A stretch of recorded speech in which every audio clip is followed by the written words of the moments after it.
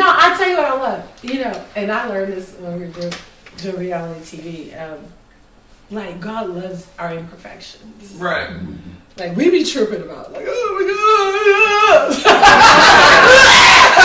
Like, somebody got the cooties. Like, what? But God's like, I love them. That's their weakness is my strength. That's right. And until you get okay with my flaws and your flaws, because we all have them. Your flaws are not going to be mine. That's right. But you're going to have them and I'm going to have them, right? Right. And so I think when we like fall in love with people's flaws, it really helps us to really do real ministry. Because it's hard to do ministry if you don't like people. That's right. That's right. Especially if you don't like imperfect people, because we're all imperfect.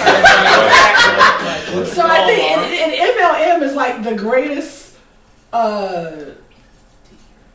whatchamacall representation, I think, of God, because there's every kind of person with every kind of background and every kind of thought. Do you want to sit down?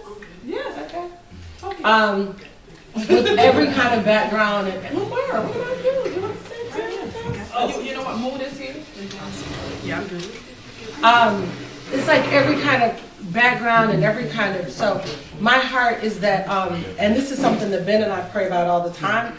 God, help us to fall in love with people all over again. Right. Because we've been in ministry for a while, and I love it because the minute that I feel like I'm coming to my end, He reminds me, like, I love them right where they are. If they never change, can they expect to be? Can you be a demonstration of my love and my patience and my unfailing mercy? Because I'm not naturally just that authentic and transparent, to be honest.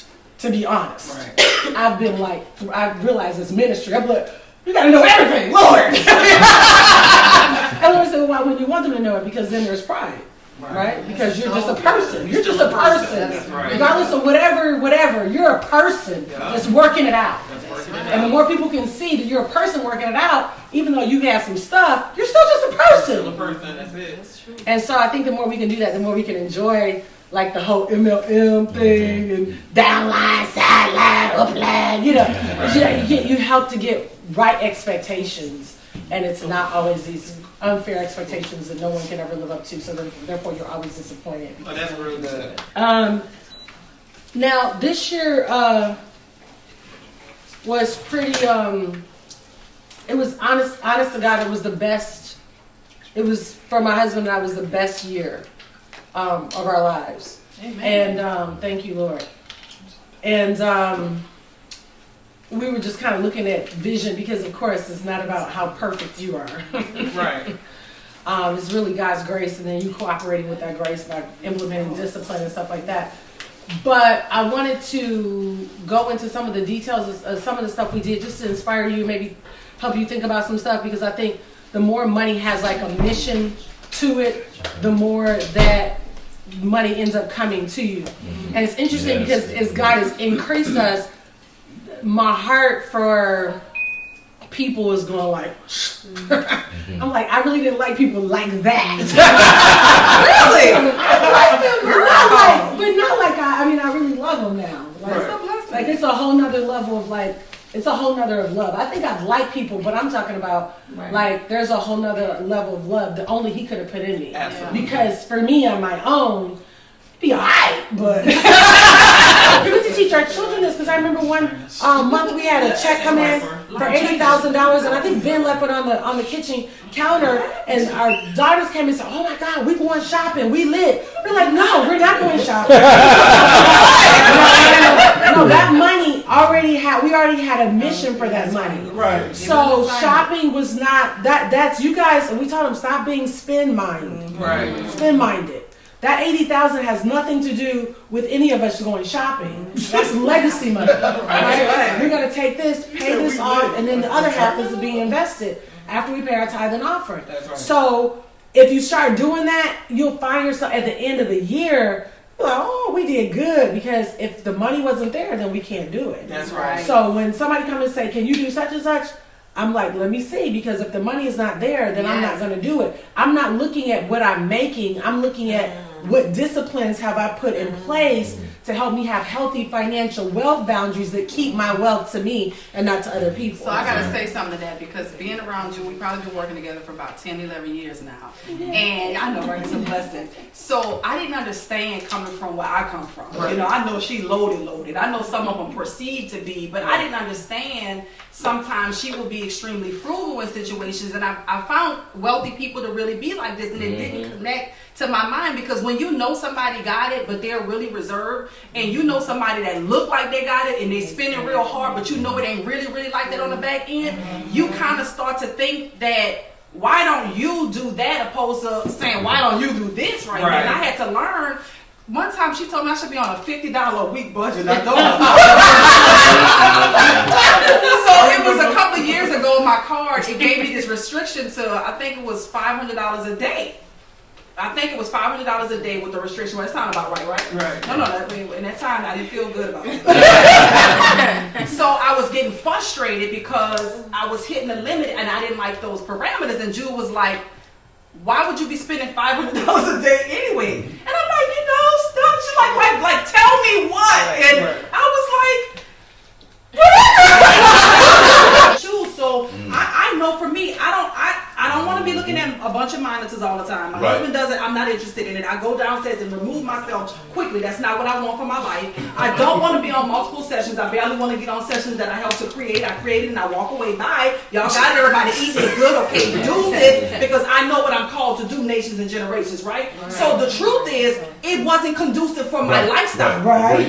When I'm on my phone, I want to make money in the market. I do. But I had to find something that makes sense for me, so I traded Tokyo session, and we do it. See, you know, they're one good. thing.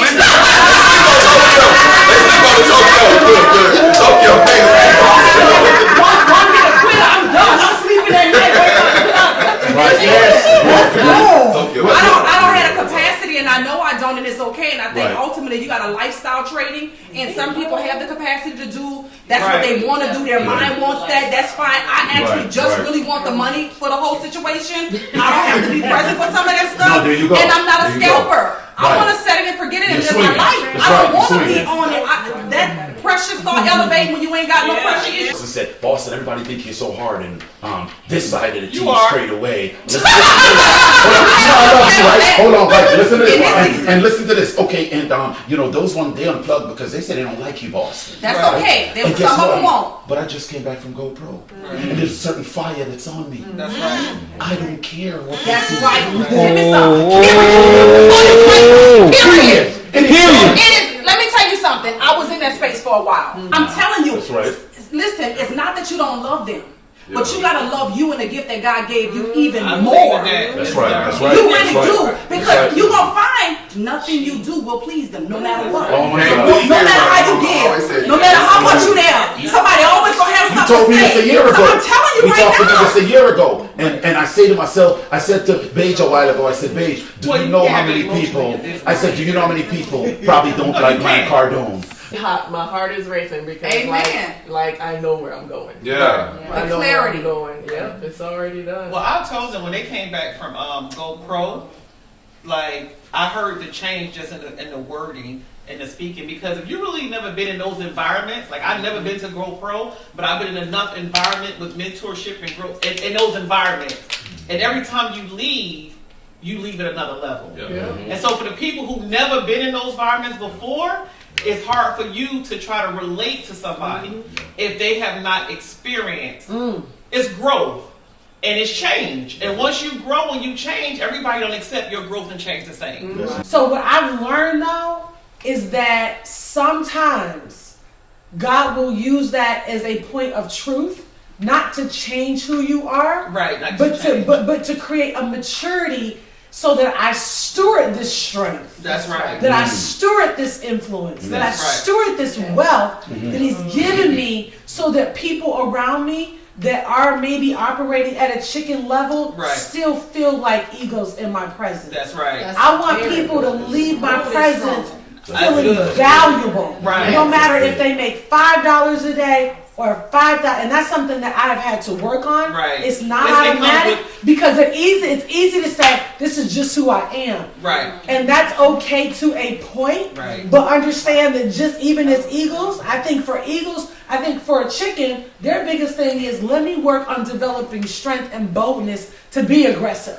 Right. But I think for an eagle is let me work on because that's it. Right. You know what I mean? Love that doesn't have condition. Right. Because I used to be Right. like, if you ain't out here getting this, you.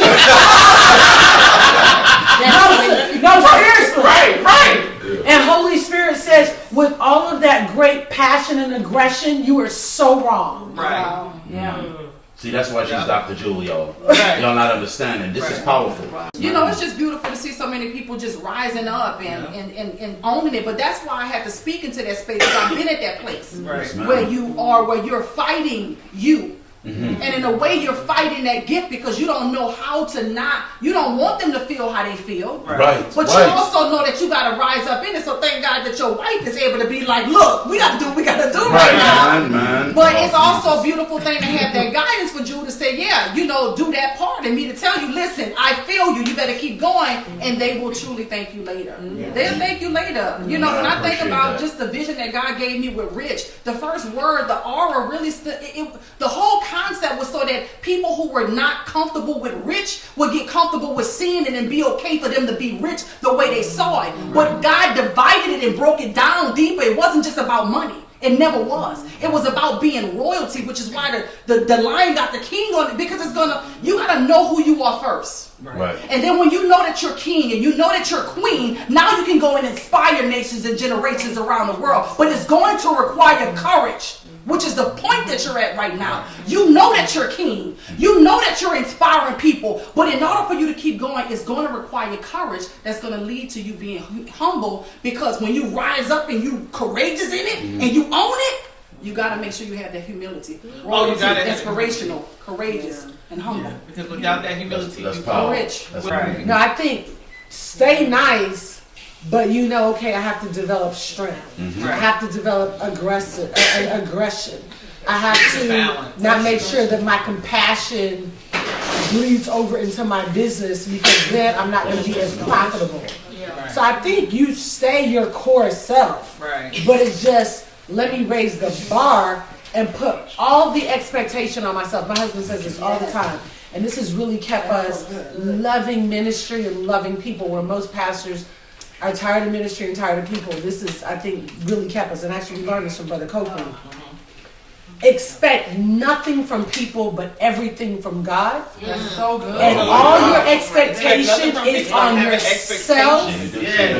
And whatever people do, you celebrate it. Nations, but this has no requirements. It doesn't matter what your background is or where you grew up at or what happened in your life. You get to say yes to your destiny, yes to your future. You get to say yes, and you get to follow it up with the commitment, because the price to join this is, honestly, when somebody talk about the fee of 164 as if it was an issue, to me, those people need this more than anybody else. Right. This is more than just learning how to trade Forex. Yeah. This is more than just access to apps and software, banking software at that. My nugget that I want to leave with everybody is, when you get into your lane, know that there's a grace on your pace. Don't worry about how fast somebody else may be going in their lane, because I can be transparent. I got out of my lane that was clear, mine. God gave it to me. And I got into a lane where there was traffic.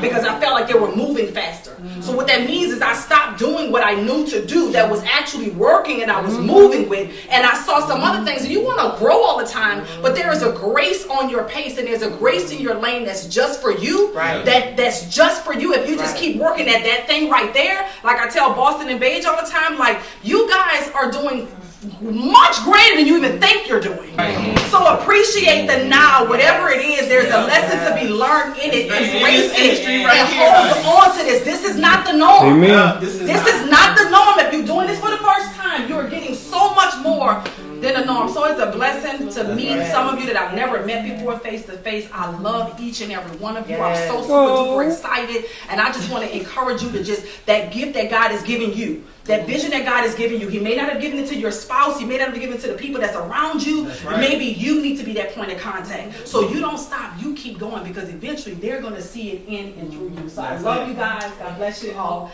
And I'm super excited.